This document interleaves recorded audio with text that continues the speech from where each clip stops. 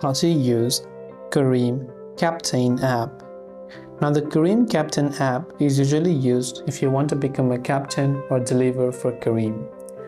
And to use it, maybe you've already registered or you want to register, or you've already registered and want to sign in. In case of these three scenarios, after you've downloaded the Careem Captain application on your mobile phone from your Play Store or App Store, if you are not yet went ahead and then basically registered for Careem Captain, tap on Become a Captain option.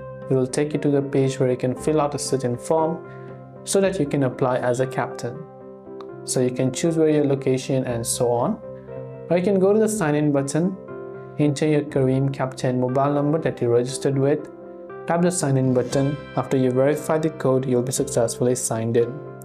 Now once you've signed in to the Careem Captain app, you are now ready to accept rides and orders depending upon what you basically applied for. So you can simply wait until someone sends in a request and you'll be able to pick them up and serve them as well. This way you'll be able to use the Careem Captain app. I hope the video helped you out, and if you have any questions, feel free to leave them down below. Thanks for watching till the very end of the tutorial, and see you soon as always in the next video.